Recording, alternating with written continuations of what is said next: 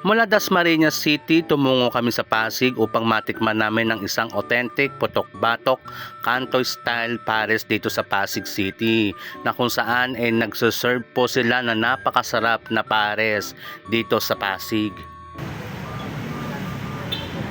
Dito pala mga kabengs, tinignan ko kung ano yung mga halo ng overload pares nila. Meron pala sila ditong chicharon, lechon kawale, mais, balat ng baka at bone marrow. Kaya mga kabengs, dito pa lang napapaisip na ako kung kakayanin ko ba yung ganong karaming serving. At syempre mga kabengs, hindi lang pala ang pares overload ang available dito. Meron din pala silang mga pares meal tulad ng pares mami for only 43 pesos at pares with rice for only 50 pesos.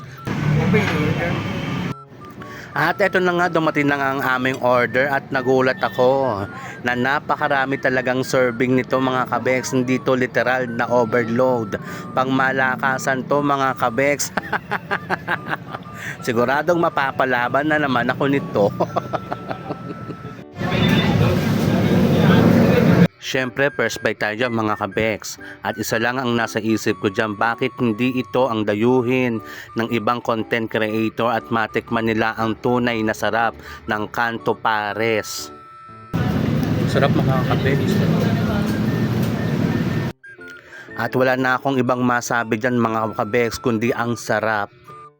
Kaya mga kabengs, kung may Diwata Pares Overload sa Pasay at may Rosmar Pares Overload sa Tagaytay at Laguna, hindi po magpapahuli ang parisan dito sa Pasig, ang Pares Overload ni Aling Puring.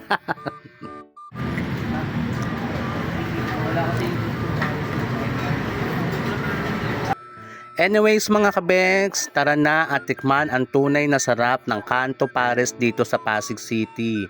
Dito lang po yan sa may Sire Mundo na dating Crispa na ngayon po ay National Bookstore.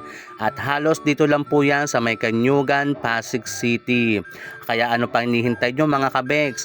Magkakaroon din po pala sila ng branch sa may Rosario, Pasig City. At doon po mismo sa simbahan ng Rosario, Pasig. Kaya mga kabengs, huwag nyo pong kalimutan na mag-follow o subscribe sa aking mga channel. Kaya hanggang dito na lang. Bye!